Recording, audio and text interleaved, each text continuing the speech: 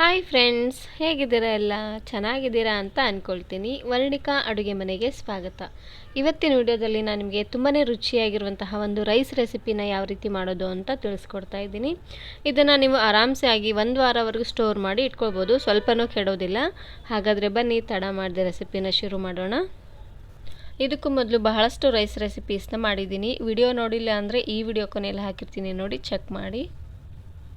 ಇದನ್ನು ಮಾಡಲಿಕ್ಕೆ ಮೊದಲು ನಾನಿಲ್ಲಿ ಮಸಾಲೆನ ರುಬ್ಕೊಳ್ತಾ ಇದ್ದೀನಿ. ಒಂದು ಸಣ್ಣ ಮಿಕ್ಸಿ ಜಾರ್ಗೆ ಅರ್ಧ ಹಿಡಿ ಆಗುವಷ್ಟು ಕೊತ್ತಂಬರಿ ಸೊಪ್ಪನ್ನು ಹಾಕ್ಕೊಳ್ತಾ ಇದ್ದೀನಿ. ಹಾಗೆಯೇ ಒಂದು 8ರಿಂದ 10 ಎಲೆ ಆಗುವಷ್ಟು ಪುದೀನ ಸೊಪ್ಪನ್ನು ಹಾಕ್ಕೊಳ್ತಾ ಇದ್ದೀನಿ.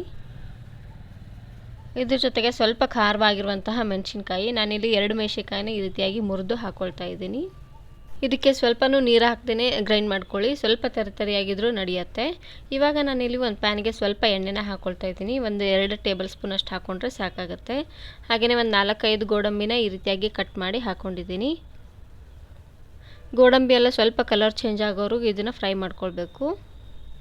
ನೋಡಿ, 2 ಸೈಡು ಈ ರೀತಿಯಾಗಿ ಸ್ವಲ್ಪ ಗೋಲ್ಡನ್ ಬ್ರೌನ್ ಬರೋವರೆಗೂ ಚೆನ್ನಾಗಿ ಫ್ರೈ ಮಾಡ್ಕೊಳ್ಳಿ. ಟೇಸ್ಟ್ ತುಂಬಾ ಚೆನ್ನಾಗಿರುತ್ತೆ.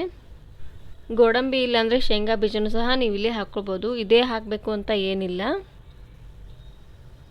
ನೋಡಿ, ಇವಾಗ ಅದೇ ಪ್ಯಾನ್ಗೆ ಅರ್ಧ ಟೇಬಲ್ ಸ್ಪೂನ್ ಆಗುವಷ್ಟು ಜೀರಿಗೆನ ಹಾಕ್ಕೊಳ್ತಾ ಇದ್ದೀನಿ. ಜೀರಿಗೆ ಎಲ್ಲ ಚೆನ್ನಾಗಿ ಸಿಡಿದ ಮೇಲೆ ಇದಕ್ಕೇ ನಾನಿಲ್ಲಿ ಅರ್ಧ ಈರುಳ್ಳಿನ ಹಾಕ್ಕೊಳ್ತಾ ಇದ್ದೀನಿ. ಈ ರೀತಿಯಾಗಿ ಸಣ್ಣದಾಗಿ ಕಟ್ ಮಾಡಿ.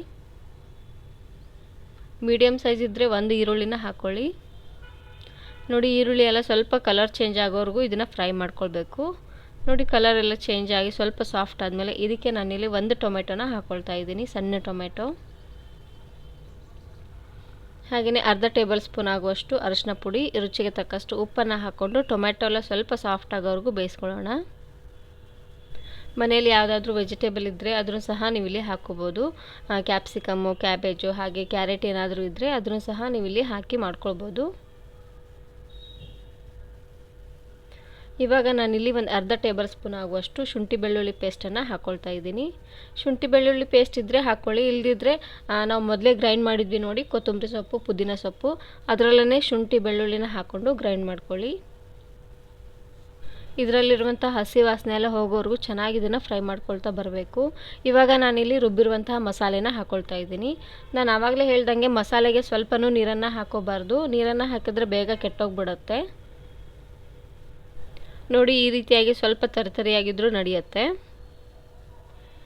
ನಾನಿಲ್ಲಿ 1 ಕಪ್ ಆಗುವಷ್ಟು ಅನ್ನಕ್ಕೆ ಮಾಡ್ಕೊಳ್ತಾ ಇದ್ದೀನಿ. ನೀವು ಸ್ವಲ್ಪ ಜಾಸ್ತಿ ಅನ್ನೋಂಗೆ ಮಾಡ್ಕೊಳ್ಳೋ ಹಾಗಿದ್ರೆ ಎಲ್ಲ ಇಂಗ್ರೀಡಿಯೆಂಟ್ಸನ್ನು ಸ್ವಲ್ಪ ಜಾಸ್ತಿ ಅನ್ನೋಂಗೆ ಹಾಕ್ಕೊಳ್ಬೇಕು. ಇದು ಸ್ವಲ್ಪ ಹಸಿರಾಗಿದೆ ನೋಡಿ, ಪೂರ್ತಿ ಕಲರ್ ಎಲ್ಲ ಚೇಂಜ್ ಆಗೋವರೆಗೂ ಇದನ್ನು ಇದೇ ರೀತಿಯಾಗಿ ಉರಿನ ಪೂರ್ತಿ ಲೋ ಫ್ಲೇಮ್ನಲ್ಲೇ ಇಟ್ಟು ಇದನ್ನು ಬೇಯಿಸ್ಕೊಳ್ಬೇಕು. ಇದಕ್ಕೆ ಬೇರೆ ಮಸಾಲೆ ಏನೂ ಬೇಡ, ಇಷ್ಟೇ ಇದ್ದರೆ ಸಾಕಾಗುತ್ತೆ. ಇದನ್ನು ನೀವು ಉಳಿದಿರುವಂಥ ಅನ್ನದಿಂದ ಬೇಕಿದ್ದರೂ ಮಾಡ್ಕೊಬೋದು, ಇಲ್ಲಾಂದರೆ ಬಿಸಿ ಅನ್ನ ಮಾಡಿ ಸಹ ನೀವು ಇಲ್ಲಿ ಮಾಡ್ಕೊಬೋದು. ದಿನಾನು ಸಾಂಬಾರು, ಚಿತ್ರಾನ್ನ, ಪಲಾವ್ ತಿಂದು ಬೇಜಾರಾಗಿದ್ದರೆ ಖಂಡಿತ ಈ ರೆಸಿಪಿನ ಟ್ರೈ ಮಾಡಿ, ತುಂಬಾ ರುಚಿಯಾಗಿರುತ್ತೆ ಅಂತಲೇ ಹೇಳ್ಬೋದು. ಇವಾಗ ನಾನಿಲ್ಲಿ 1 ಕಪ್ ಆಗುವಷ್ಟು ಅನ್ನನ ಹಾಕ್ಕೊಳ್ತಾ ಇದ್ದೀನಿ. ಆದಷ್ಟು ಅನ್ನನ ಉದುದ್ರಾಗಿ ಮಾಡ್ಕೊಳ್ಳಿ, ತುಂಬಾ ಚೆನ್ನಾಗಿರುತ್ತೆ. ಅನ್ನನ ಹಾಕಿದ ಮೇಲೆ ಒಂದು ಸಾರ್ತಿ ಈ ರೀತಿಯಾಗಿ ಚೆನ್ನಾಗಿ ಮಿಕ್ಸ್ ಮಾಡ್ಕೊಳ್ಬೇಕು. ನಾವು ಕೊತ್ತಂಬರಿ ಹಾಗೆ ಪುದೀನ ಮಸಾಲೆ ಎಲ್ಲ ರುಬ್ಬಿದ್ವಿ ನೋಡಿ, ಅದಕ್ಕೆ ಸ್ವಲ್ಪನೂ ನೀರನ್ನು ಹಾಕದೆ ಹಾಗೆ ಡ್ರೈ ಆಗಿ ಗ್ರೈಂಡ್ ಮಾಡಿ ಇಟ್ಬಿಟ್ರೆ ಫ್ರಿಜ್ಜಲ್ಲಿಟ್ಟರೆ 1 ವಾರವರೆಗೂ ಸ್ಟೋರ್ ಮಾಡಿ ಇಟ್ಕೊಳ್ಬೋದು, ಸ್ವಲ್ಪನೂ ಕೆಡೋದಿಲ್ಲ. ಬೇಕಾದಾಗೆಲ್ಲ ಬಿಸಿ ಅನ್ನನ ಮಾಡಿಕೊಂಡು ಈ ರೀತಿಯಾಗಿ ಒಗ್ಗರಣೆ ಮಾಡಿದ್ರೆ ಆಯಿತು, ತುಂಬಾ ರುಚಿಯಾಗಿರುತ್ತೆ. ಎಲ್ಲಾದರೂ ಒನ್ ಡೇ ಟ್ರಿಪ್ ಹೋದರೆ ಈ ರೀತಿಯಾಗಿ ರೈಸ್ ಮಾಡ್ಕೊಳ್ಳಿ. ಈರುಳ್ಳಿ ಹಾಗೆ ಟೊಮೆಟೊ ಬದಲಾಗಿ ಬೆಳ್ಳುಳ್ಳಿ ಮತ್ತು ಲಿಂಬೆಹಣ್ಣಿನ ರಸನ ಹಾಕ್ಕೊಳ್ಳಿ, ಸ್ವಲ್ಪನೂ ಕೆಡೋದಿಲ್ಲ. ಬೆಳಗ್ಗೆಯಿಂದ ರಾತ್ರಿವರೆಗೂ ಸ್ಟೋರ್ ಮಾಡಿ ಇಟ್ಕೊಳ್ಬೋದು, ತುಂಬಾ ಚೆನ್ನಾಗಿರುತ್ತೆ. ನಿಂಬೆಹಣ್ಣಿನ ರಸನ ಪೂರ್ತಿ ಈ ರೀತಿಯಾಗಿ ಕಲಸಿದಾದ್ಮೇಲೆ ಲಾಸ್ಟಲ್ಲಿ ಹಾಕ್ಕೊಳ್ಳಿ. ಬೆಳ್ಳುಳ್ಳಿ ಒಗ್ಗರಣೆನ ಮಾಡಿಕೊಂಡು ಮಸಾಲೆನ ಚೆನ್ನಾಗಿ ಫ್ರೈ ಮಾಡಿಕೊಂಡ್ರೆ ಆಯಿತು, ತುಂಬಾ ರುಚಿಯಾಗಿರುತ್ತೆ. ನೋಡಿದ್ರಲ್ವ ತುಂಬಾ ರುಚಿಯಾಗಿರುವಂತಹ ಒಂದು ರೈಸ್ ರೆಸಿಪಿನ ಯಾವ ರೀತಿ ಮಾಡೋದು ಅಂತ. ಇದನ್ನು ನೀವು ಮಕ್ಕಳ ಲಂಚ್ ಬಾಕ್ಸಿಗೆ ಹಾಗೆಯೇ ಹಸ್ಬೆಂಡ್ ಆಫೀಸಿಗೆ ಕೂಡ ಇದನ್ನು ಬಾಕ್ಸ್ ಮಾಡಿ ಕಟ್ಬೋದು, ತುಂಬಾ ರುಚಿಯಾಗಿರುತ್ತೆ. ವಿಡಿಯೋ ಇಷ್ಟ ಆದರೆ ಈಗಲೇ ಒಂದು ಲೈಕ್ ಬಟನನ್ನು ಕ್ಲಿಕ್ ಮಾಡಿ, ಫ್ರೆಂಡ್ಸ್ ಆ್ಯಂಡ್ ಫ್ಯಾಮಿಲಿ ಜೊತೆಗೆ ಶೇರ್ ಮಾಡಿ. ಹಾಗೆ ಮತ್ತಷ್ಟು ಹೊಸ ರೆಸಿಪಿಗಾಗಿ ವರ್ಣಿಕಾ ಅಡುಗೆ ಮನೆ ಚಾನಲನ್ನು ಸಬ್ಸ್ಕ್ರೈಬ್ ಮಾಡ್ಕೊಳ್ಳಿ. Thanks for watching.